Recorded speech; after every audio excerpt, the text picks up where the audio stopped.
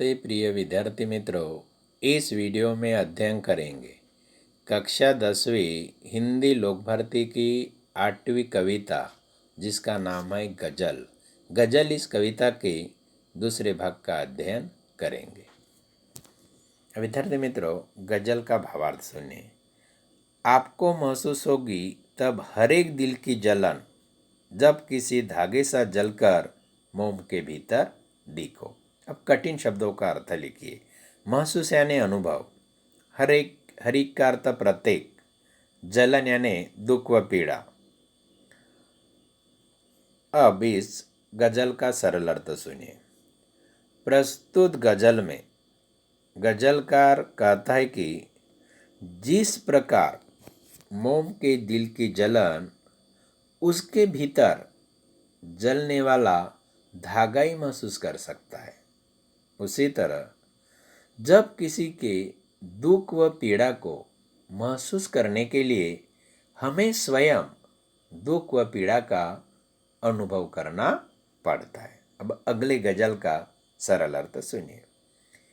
एक जुगनू ने कहा, मैं भी तुम्हारे साथ हूँ, वक्त की धुन में तुम रोशनी बनकर दिखो।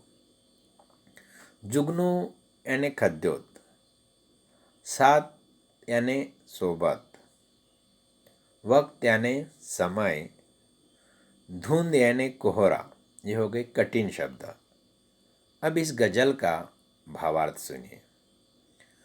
प्रस्तुत गजल में गजलकार कहता है कि जुगनू कहता है कि हर समय मैं तुम्हारे साथ हूँ, साथ यानी सोबत हूँ, किंतु हमें स्वयं रोशनी बनकर अपनी राह पर आगे बढ़ना चाहिए। गजलकार के अनुसार संकट के इस घनघोर अंधेरे में जगन रूपी सहयोगी हमारा साथ दे सकते हैं, किंतु हमें जीवन यापन करते समय हमारे जीवन में जो समस्या आती है उसे लड़कर हमें अपना लक्ष्य प्राप्त करना चाहिए। अब अगले गजल का भावार्थ सुनिए। एक मर्यादा बनी है हम सभी के वास्ते, गर तुम बनना है मोती सीप के अंदर दिखो। कठिन शब्दों का अर्थ लिखिए। मर्यादा यानी सीमा, लिमिट, हम सब यानी हर किसी, वास्ते यानी के लिए, सीप यानी शंख, जलचर प्राणी। अब कठिन शब्दों का अर्थ लिखिए।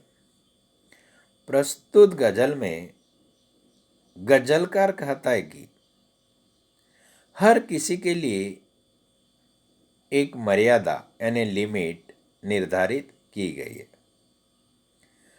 हर इंसान को अपनी मर्यादा में रहकर जीवन में सर्वोच्च स्थान प्राप्त करना चाहिए।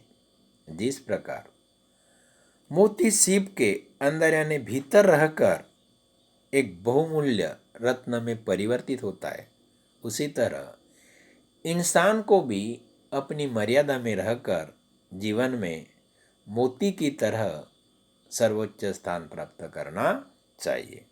अब अगले गजल का सरल अर्थ सुनिए। डर जाहे फूल बनने से कोई नाजुक कली, तुम ना खिलते फूल पर तितली के टूटे पर दिखो। नाजुक यानी कोमल, पर यानी पंख। ये हो गए कठिन शब्द। अब इस गजल का सरल अर्थ सुनिए। प्रस्तुत गजल में गजलकार कहता है कि यदि कली अपने कर्तव्य से विमुख यानी उदासी निराश होकर फूल बनना नहीं चाहती, तो इसका तात्पर्य है कि कली संघर्ष से डरती है। कली से फूल बनने से इस थोड़े से संघर्ष को घबराना नहीं चाहिए। कली को तितली से सीख लेना चाहिए। जिस तरह तितली के पंख टूटने के उपरांत भी वह संघर्ष करती है, उसी तरह कली को भी तितली के टूटे पंख की तरह दिखना चाहिए। विद्यार्थी मित्रों, उसी तरह मनुष्य के जीवन में भी अनेक समस्याएं आती है। उन समस्याओं से संघर्ष करते हुए मनुष्य को आगे बढ़ना चाहिए। कोई ऐसी शक्ल तो मुझे दिखे इस भीड़ में, मैं जिसे देखूं उसी में तुम मुझे अक्सर दिखो। अब इस कविता की अंतिम गजल का सरल अर्थ सुनिए। प्रस्तुत गजल में